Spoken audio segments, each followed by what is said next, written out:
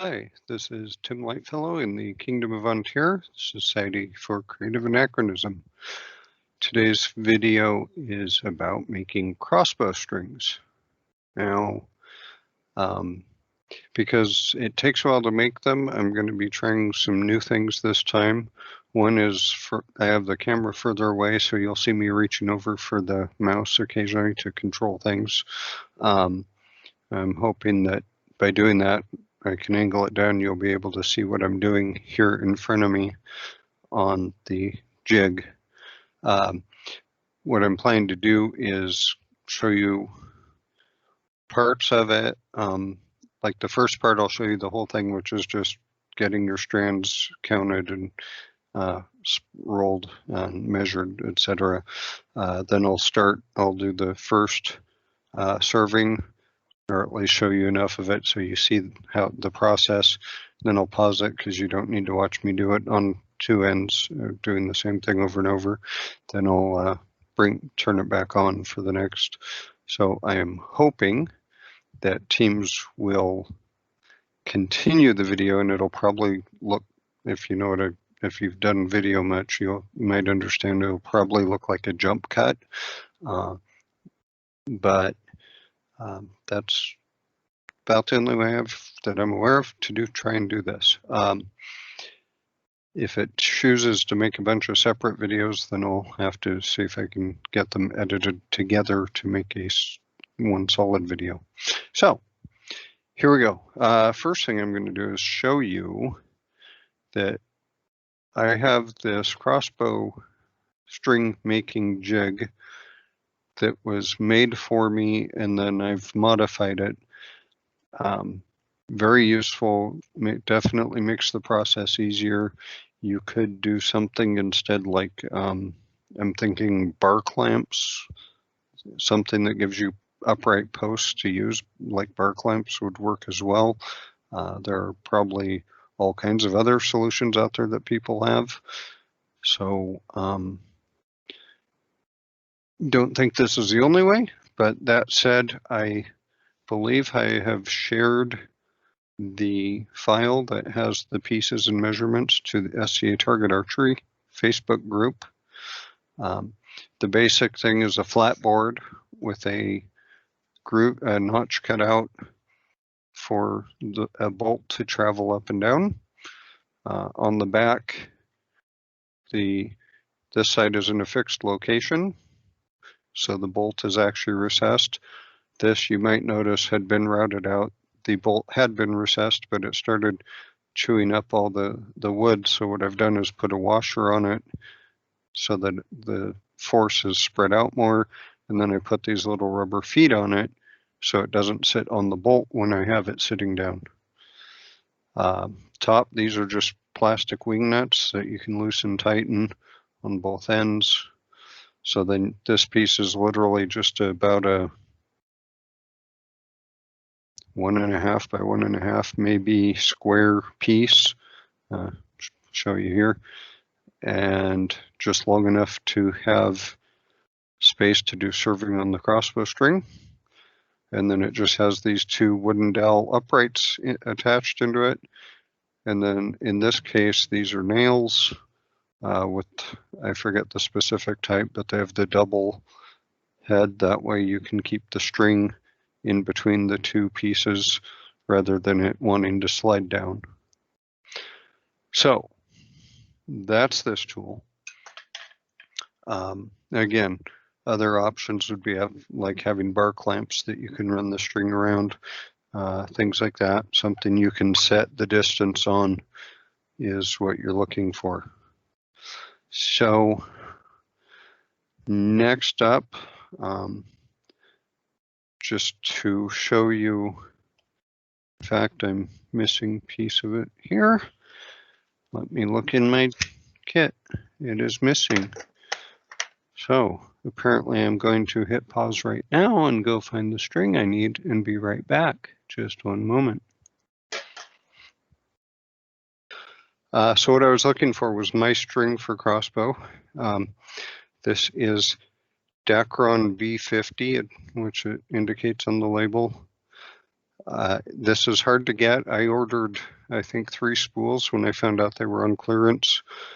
So the replacement is B55, and the only experience I have with the B55 so far, I hesitate to even share because I found out after I tried it that I was making the strings with too few strands, and so it seemed like it was extra stretchy, but that could have been a factor of just not having enough strands for it to actually hold like it should have. So that's something I plan to try again. I was actually looking for some B55 and I didn't find any in my stuff. Another thing that I've heard a lot of people like on SCA target archery discuss as their material of choice is Dyna 97 or D97. And it's not quite fast flight, but it is a high efficiency string, and it is actually, if you compare the two, it's actually a much thinner string than the B50. I've tried it for Crossbow. I found I didn't like it, and I had some concerns about if it was possibly transferring too much energy into my steel prod, and so I went back to the B50. The interesting thing I did find when I was using it is that the B50, if they were fairly close in weight and they were the same length, you got good results. This one, length, who cares as long as they're the same weight, because again, higher efficiency, so any weight differential was noticeable in the crossbow bolts. Personal experience, if yours is different, actually, if yours is different, please share. It'd be nice to hear other opinions on that and other experiences. But that's been my experience. So like I said, I stick with the B50, and I will be trying to get a hold of some B55 to test out. Okay, so crossbow string making. So here's a finished one with some extra strands because I had to retie both ends to keep it from coming loose.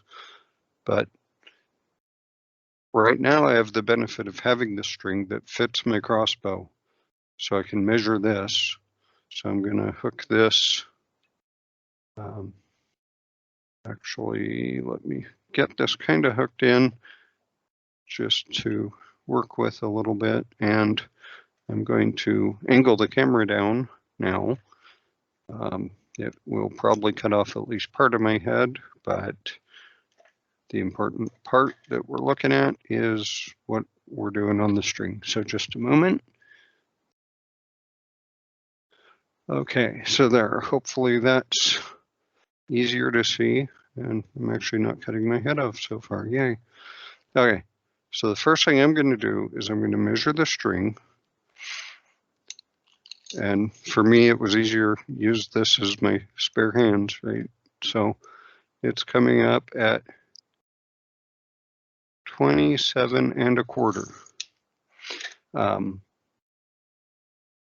I use Alchem's Model 3316 prods, which are 28 1/2. So the one thing I've found is that you can't quite just go based on that because each one's a little different, because some of them bend out more at the end. Some of them are a constant curve. So you can guess that probably around 27 1/2 to 27 3/4 for the starting measurement. Now, I just said this was 27 1/4. The other piece I'm going to share with you that I've learned is in all the process of doing all the serving at the ends, it tends to take about 1/4 of an inch out of it. So this is 27 1/4. I'm going to start with the bare string at 27 1/2. So that gives me my measurement. Set that aside. I want to try and center these up. And I'm going to measure. And wow, we're actually almost right on.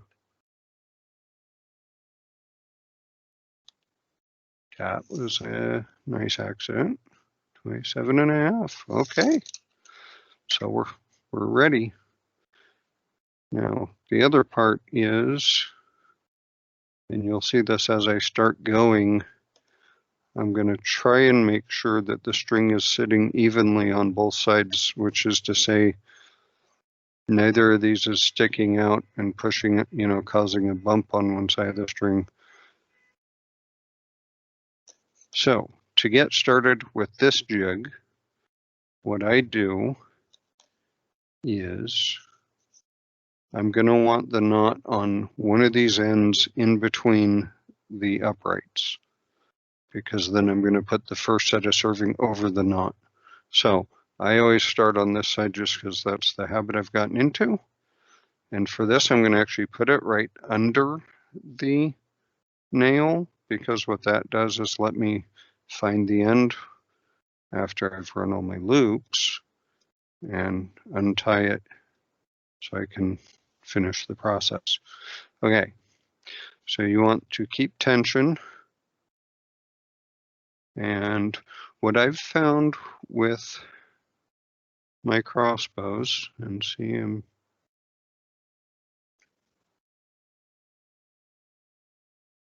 trying to tweak those so it's just, oh,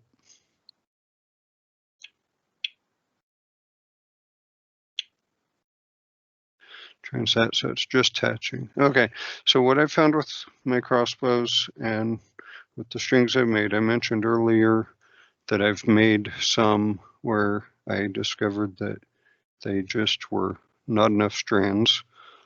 And so I should be counting, that's 2.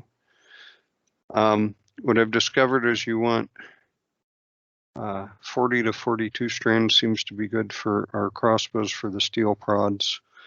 And what that means is a total of 40 to 42, so 20 to 21 loops. So I'm at 2 loops,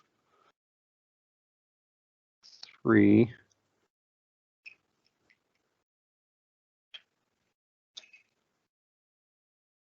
4,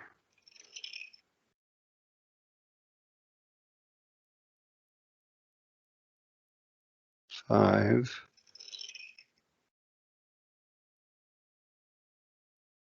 6, and again, I'm trying to keep decent tension on it, 7,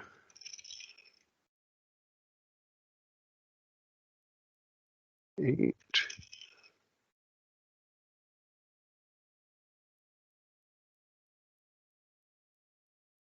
9,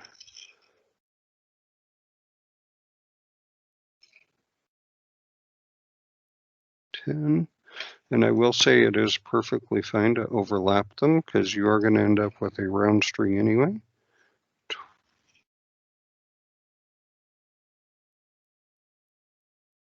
13,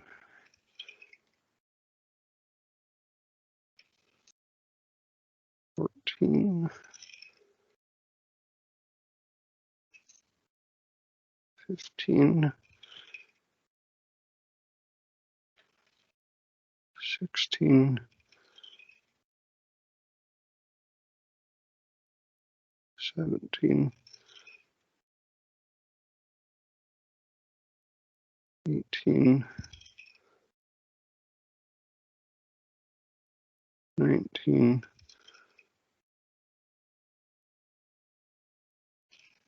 20,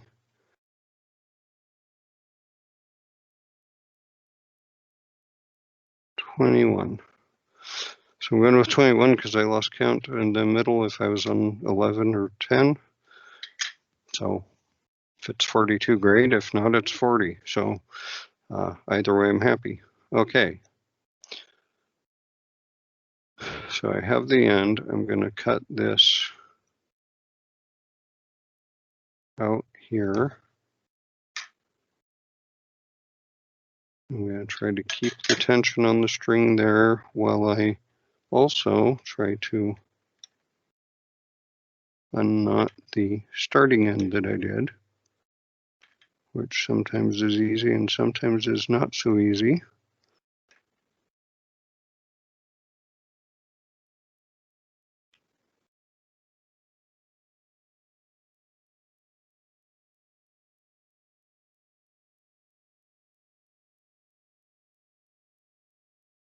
And sometimes, like this, you'll see it's actually stuck under there anyway.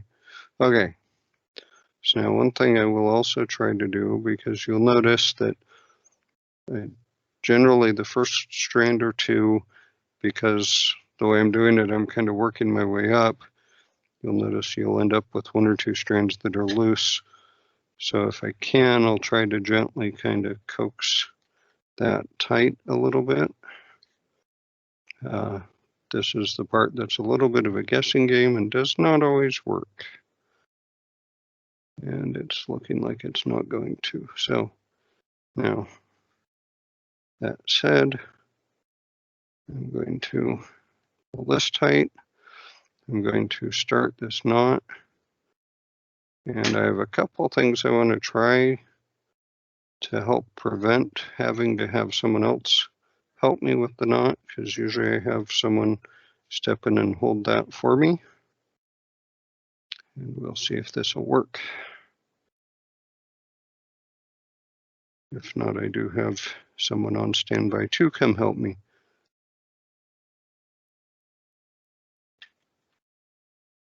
Okay.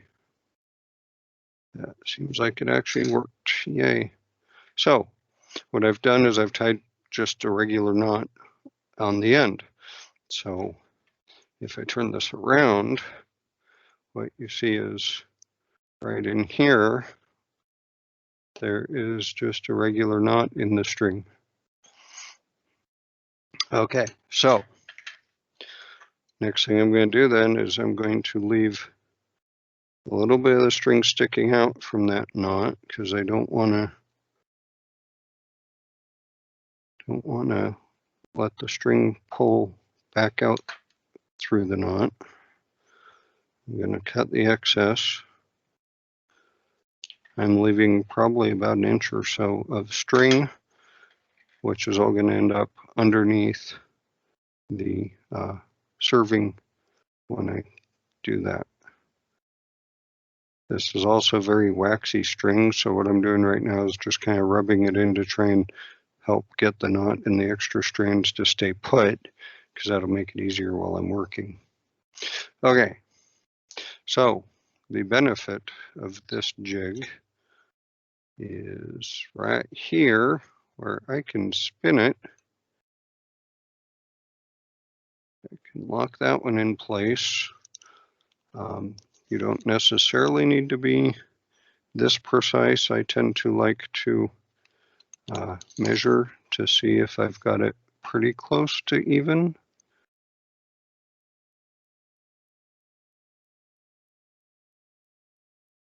And it actually is, so I'm gonna lock it down right there. The big thing that does is when I do, so what I'm doing is the serving that covers the area that becomes the loop. And so if it's uneven under here, it's not a major deal, but as long as it's close. If it's off by an inch or more, it might get a little annoying to deal with when you're doing the outer serving. But so I try and keep it close. That way it's going to be reasonably consistent.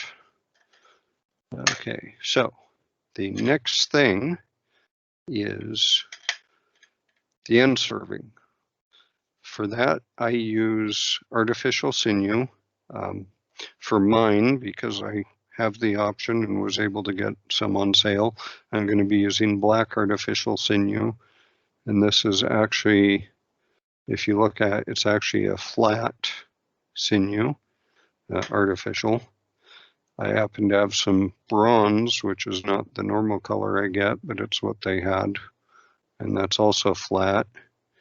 And I also have some that's, I forget what color they even referred to this as, but it's actually a round instead of a flat. but I've used this on people's strings and works just fine. So a few different options, depending on what you want to have and what you want to work with. Again, they work the same as far as any of my experience. So I tend, as I showed you my strings, I like to have them blue and black. So that's what I'm going with. Okay, so the next thing I need is 4 strands, and I'm holding it between my index finger and thumb and putting my arm straight out and going across my chest and my shoulder, because I've found that that's about the right amount. I will measure in a moment to give you an idea, because, you know, we're not all the same size. Okay, and I need 4 of these strands.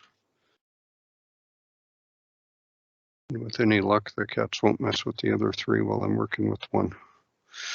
Okay, so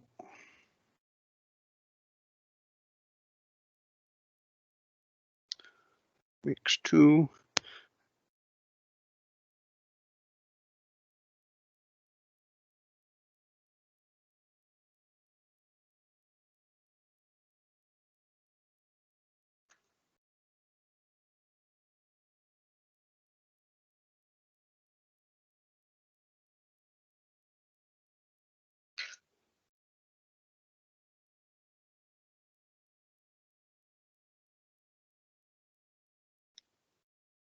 And again, I will specify they don't have to be exact, just close.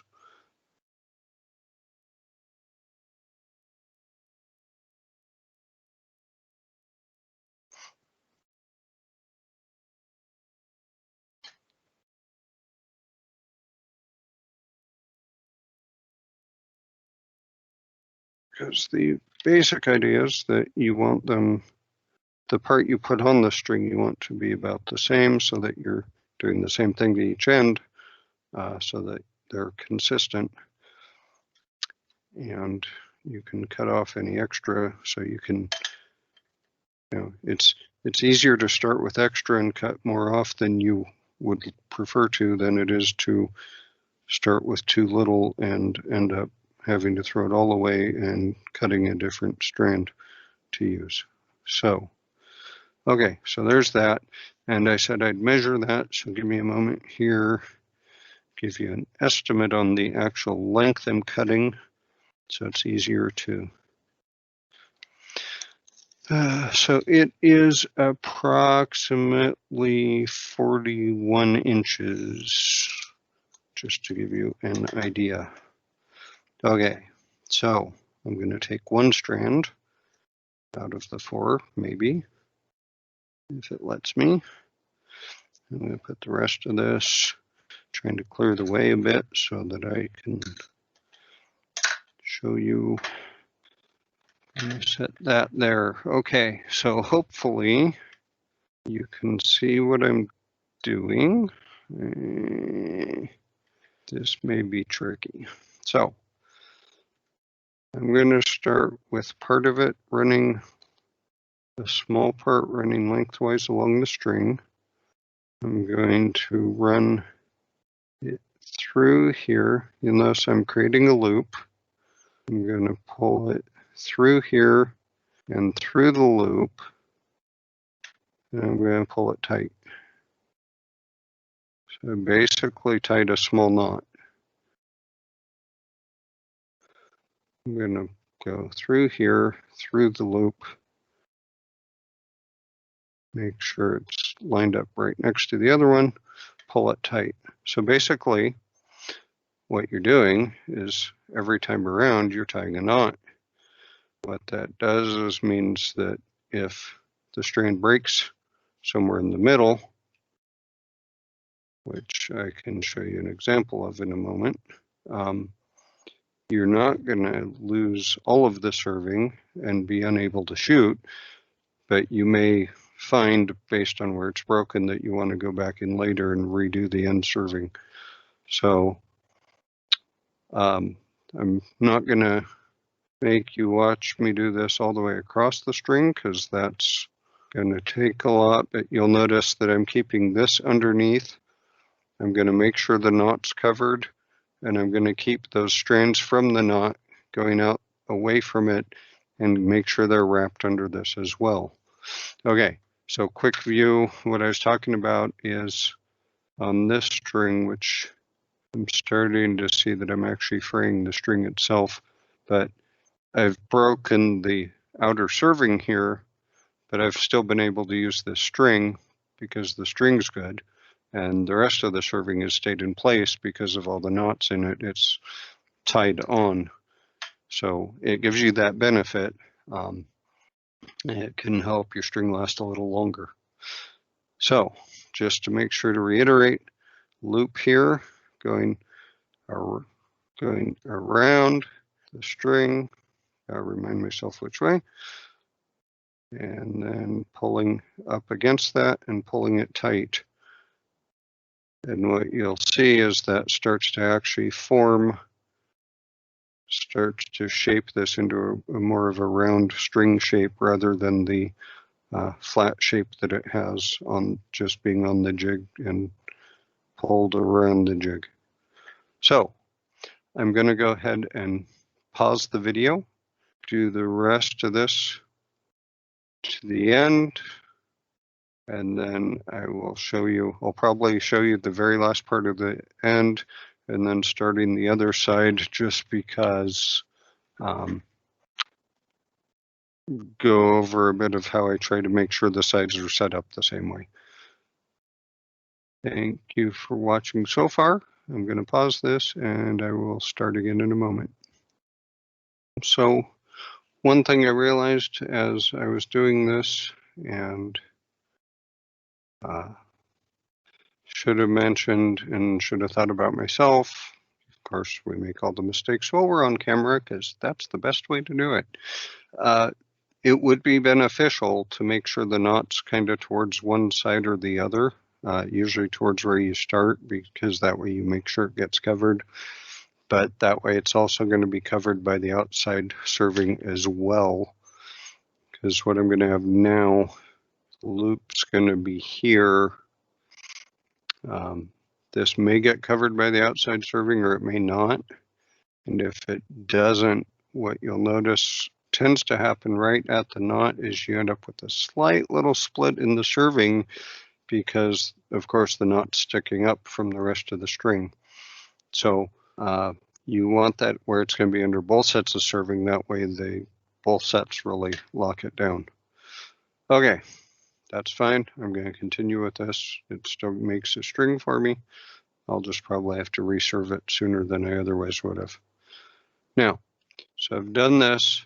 I'm right near the end. I can probably honestly do another couple loops the regular way. And then what I'm going to do, something I started doing that frankly I don't have any specific reason to know if it helps or not, but is I do usually about 2 loops tying it the other direction. So normally, I don't know if you can see this, normally when I do the loop, so I'm doing the loop kind of, if you will, away from where the serving is going and then bringing the string around going through it. So in this case, I'm going kind of backwards and bringing the string through. So it's going through from the other side. And that will, the reason I do that is just to try and make sure, since this is the very end, that it's got something going the other direction and just try to help lock it down a little bit for the top serving to also work on. Now, so that side's done. Now I'm going to be doing the same thing on the other side, but again, you want near symmetry. You want symmetry if you can manage it. So what I tend to do is either use a finger, to estimate or measure how far. And so then I'll flip this over and I'm going to grab another strand. I'm going to get it started. I'm going to do the first knot. So again, I'm going to put some of it that's running along. And then I'm going to bring the string. And again, I'm going to do a loop. What would be going that way? I'm going to bring the string through it. And then I'm going to pull it fairly tight, but leave it a little loose. I'm going to measure, and that's just a little far over. So right around there should be good. I'm going to pull it tight. Then I'm going to, again, just keep the process going. And there's a cat who wants to be in the video.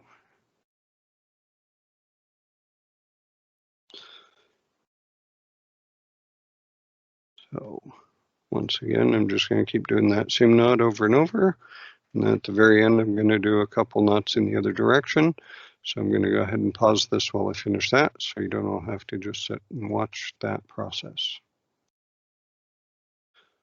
At this point, I'm almost done with this side, and what I'm going to do, again for the sake of symmetry, is approximate. That's just over 4 inches. This is short of 4 inches, so I've got a little ways to go. So I've got probably about 3 knots this way, plus the 2 go in the other direction, and should be good.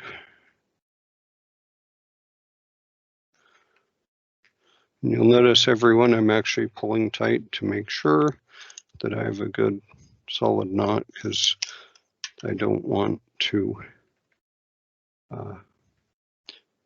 have it come loose because I didn't bother to tighten it well. Okay, so I'm going to do my 2 in the other direction.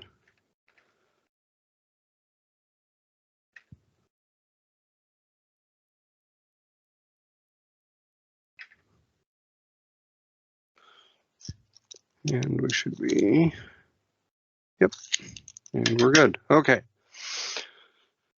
So we have an end serving that's going to form the loops. So now what we're going to do is we're going to twist it again.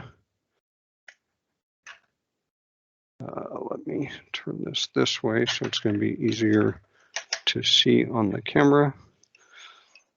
So what I tend to do now is I tend to put it on the outer loops, but leave it so it's not on the other loop.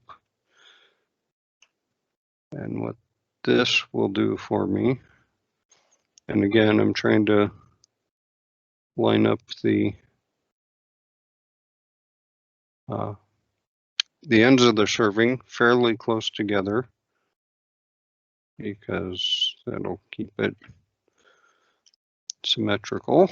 Okay, so at this point, we still have 2 sets of strands rather than 1. We have some extra hanging down. I'm going to take the X-Acto, I'm going to trim this down. The benefit of having the knot there is that it shouldn't be able to come loose, but what I do again is I run that direction, and I'll make sure that it's covered by the outer serving. Grab one more of these strands. Now, what we're doing here is we're actually forming that outer loop. So what you'll want to know is like how big or small you want this loop, so that you can start, because we're going to be starting at this end to pinch it closed. So you'll want to know how much you want to have open. What you'll see is that we're going to do the same method. In this case, I'll show you one whole side because it shouldn't take that long, and then I'll do the other whole side with the video paused, because you don't need to see it twice. So again, I'm going to try and utilize a little bit of the wax that comes on those strings. I'm going to come through here. And the reason I want to show you the whole thing is because, well, this one starts out and most of it is the same as what I did on the ends. The end of it is a little different and a little tricky. Okay, that's a little too closed of a loop. I'm going to push it down just a little, and then I'm going to go. And if you don't pull each one tight, what you'll notice is it'll start pushing that knot back out as you do your first couple knots. So it really is important to get it nice and tight to keep that from happening. Because otherwise you set up a situation where that first knot can pull that excess back out and come loose. And then you're trying to figure out how to fix it or taking it all off and redoing it. Okay, so what you should see, if this goes the way it normally does, it goes fairly quickly once you kind of get in that groove. So that's why I figure it's worth showing you this whole part. And the other trick is that you're trying to make sure it's all touching the last section, which can be one thing I will say for this black can be a little hard to see when you're putting it over itself, which I'd imagine is the same for the others, but I haven't had the issues much with the lighter colors. So I'm trying to make sure that I'm bedding this right up against the last loop to keep a nice tight wrap on this.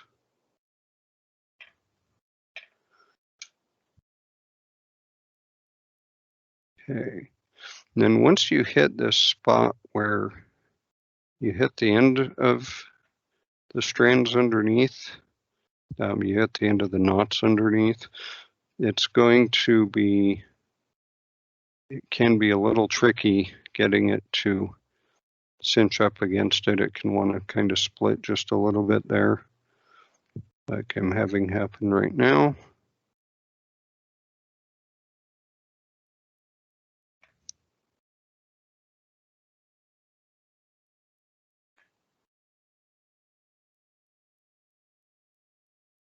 So I'm going to pull that loose because it's missed something. There we go. Pull it tight.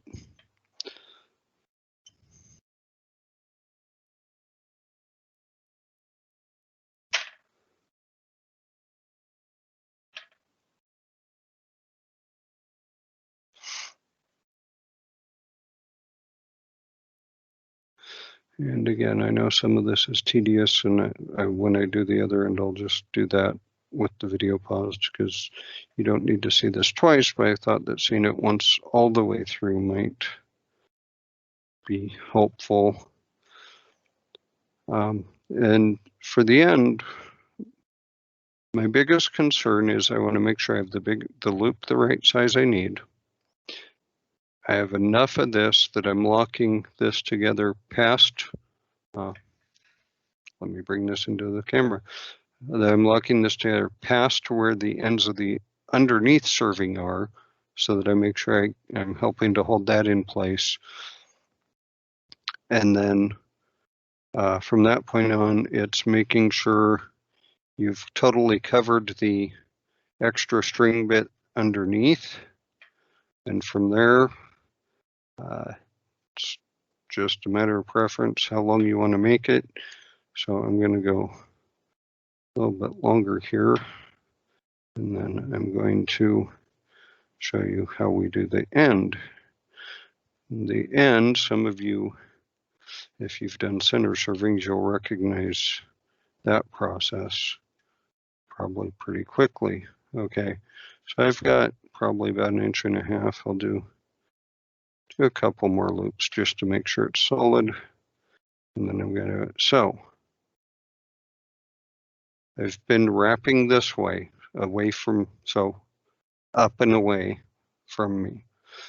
So what I'm going to do is I'm going to keep wrapping up and away from me, but I'm going to make a loop and I'm going to wrap back towards me, back towards the string, sorry. So I'm going to do about 10 loops.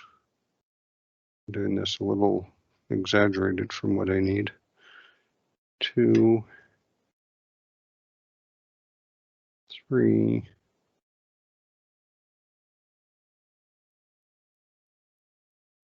4, 5, 6, 7, 8, 9, 10. Okay, going to take the extra, I'm going to pull it this direction and hold it there.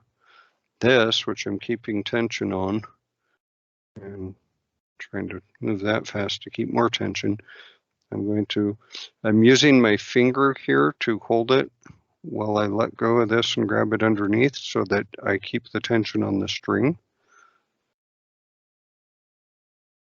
And I'm just going to pull the whole loop around. And what's doing is it's unwinding from the outside end as it winds around where I'm at.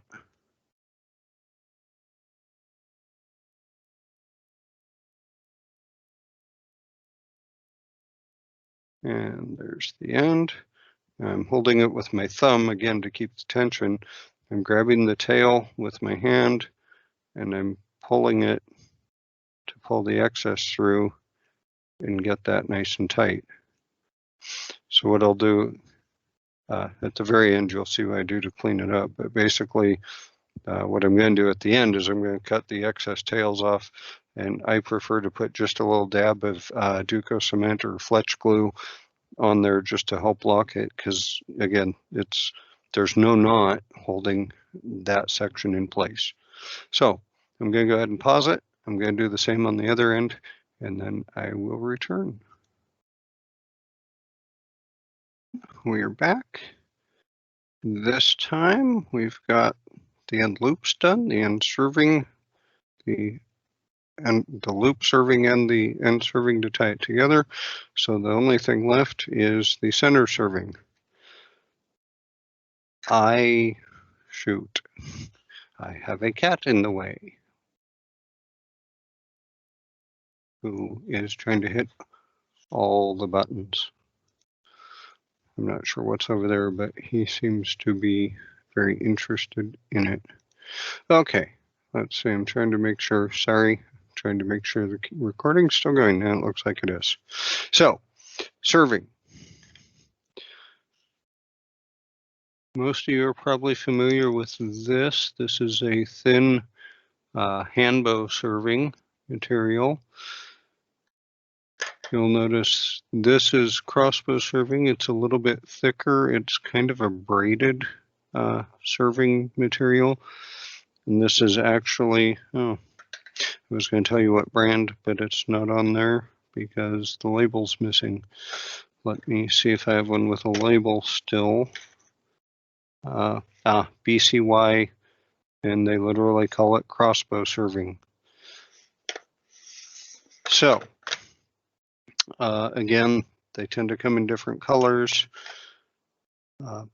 I've found that I like this jig better than this particular one. Now, I think this particular one is an off-brand version, and because I've heard people who have one similar that they really love, but this one just doesn't work well for the string, though I have an idea of how to modify it and make it better.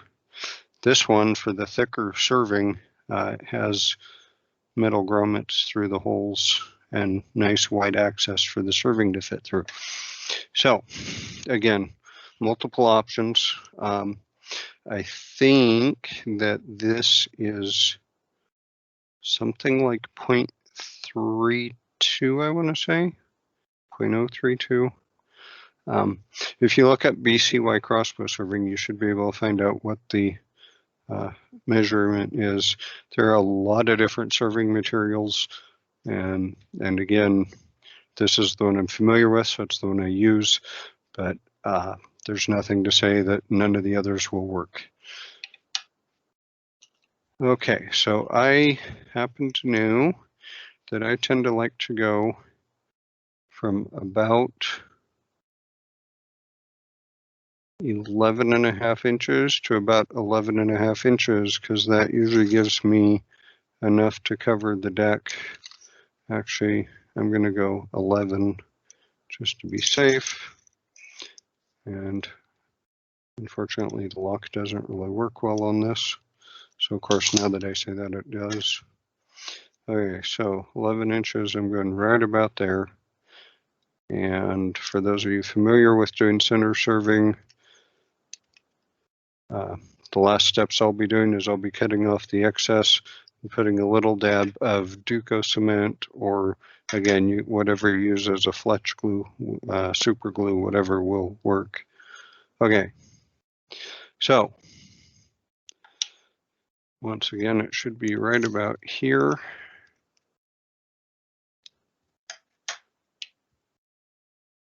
And what I'm going to do, like I did at the start of all the other serving, I'm going to put some along the string, and then I'm going to wrap around.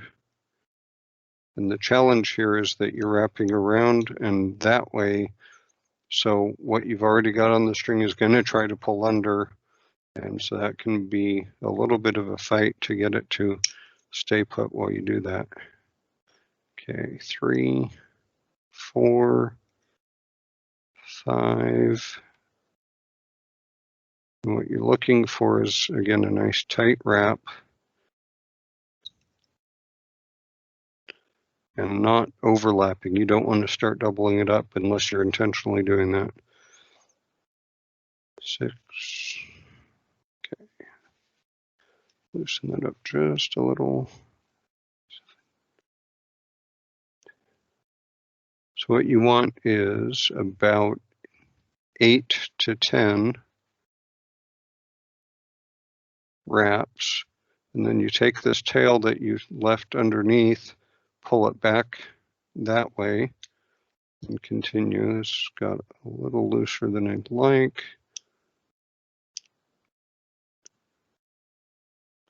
The idea is if you have it set up right, the serving jig is keeping the tension on the serving as you spin it, rather than you having to do it with your hands.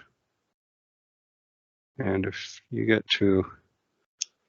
it set right, you should be able to do this, which is literally just keep spinning it around, and it should be laying it right where it needs to. If the tension's a little off, that will not happen. Sometimes I'll accidentally bang the wing nut there, and it'll get loose and it'll just drop.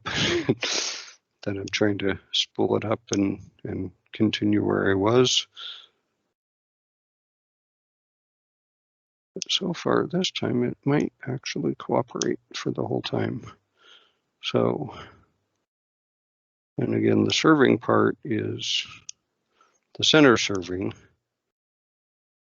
is the part that you're going to have to replace most often, because if your string's riding the table or deck of your crossbow at all, it's this center serving that's going to wear out first.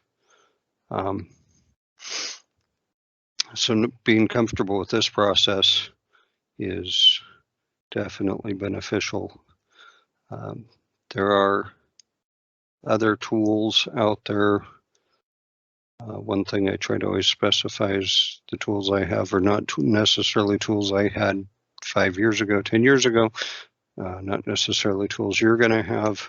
I use them because I was able to get them, and they make the job easier, but they are not the only options, and you don't have to run out and buy one. Okay, yep, this is going to be an extra long serving. Okay.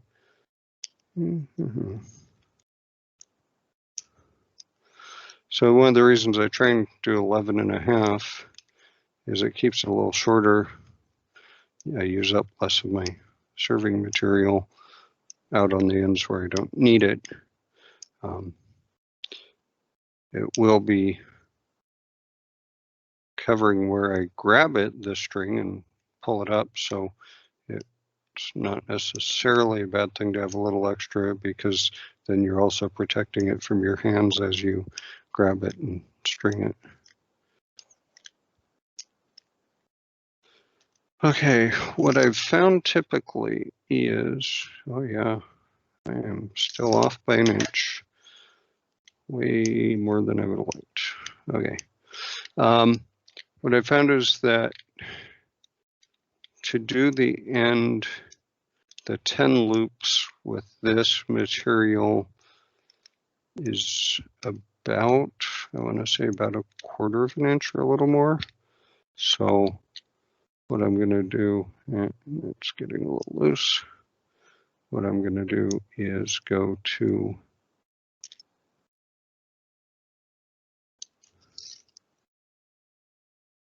and I've gone too far. I'm going to undo a few loops here. Okay, I'm going to extend this out.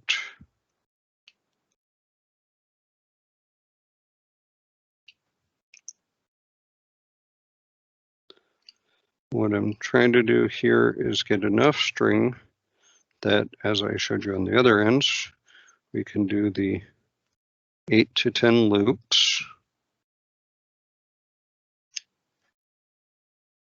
I'm going to tighten this. I'm going to leave it hanging because it's keeping that under some tension.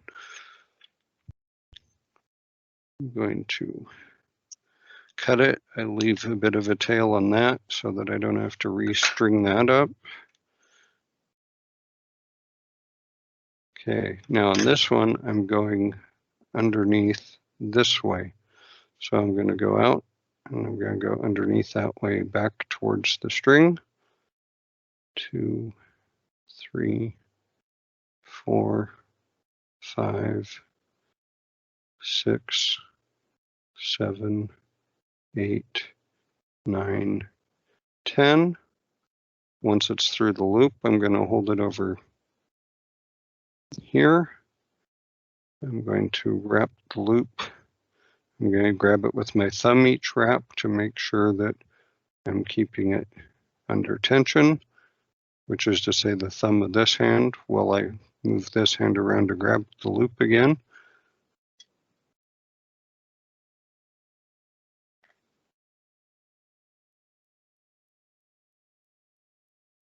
And there's the last. So as you saw with that, I'm going to grab the tail that's sticking through. I'm going to pull tight, make sure that's all tight. I'm going to come back over here, give a little tug, make sure that's tight. Another tug there and there. Okay, they're all tight. So at this point, you have a string.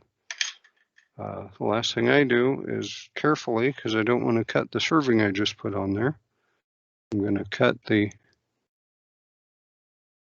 extra bits of serving that are hanging off.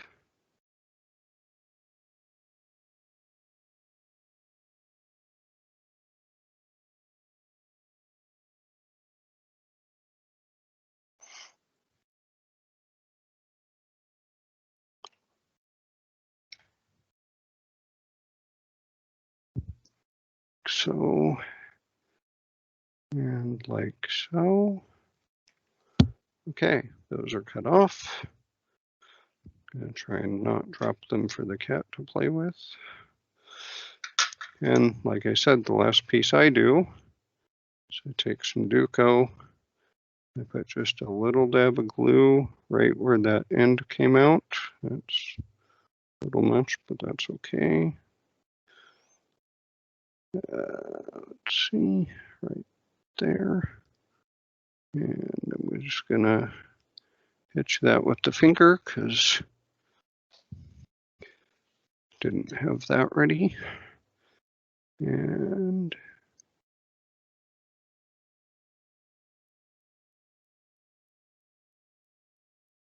okay, so at this point, we have a complete crossbow string. I'm going to let that glue dry 10 to 15 minutes, and then I'll take it off the jig. I'll add it to my kit because it's dark out, so I can't go shoot. And then next time I shoot, I will pull this new string out and give it some time on the crossbow. I hope that that covers everything. Like I said, tool-wise, there are often other options. Some may be more affordable to you. Some may be something you already have for another use that you can make it a multi-use tool, so you aren't spending money on specialty tools. This is, as I try to always make sure to point out, this is one way to make a crossbow string, not the way to make a crossbow string. I'm sure there are lots of others out there. This is the way I've learned. It's worked for me. It's what I'm comfortable with, what I've gotten used to, and I'm generally able to get through them reasonably quickly when I'm not doing videos. If this didn't make sense, look for other videos out there. Look for other people in your area who are willing to teach you their method. Maybe their method makes more sense to you, clicks with you, and you're able to follow it easier and do it. The whole goal is to enable it to learn and for us to all have fun. Thank you for watching. Hope you all have a good day.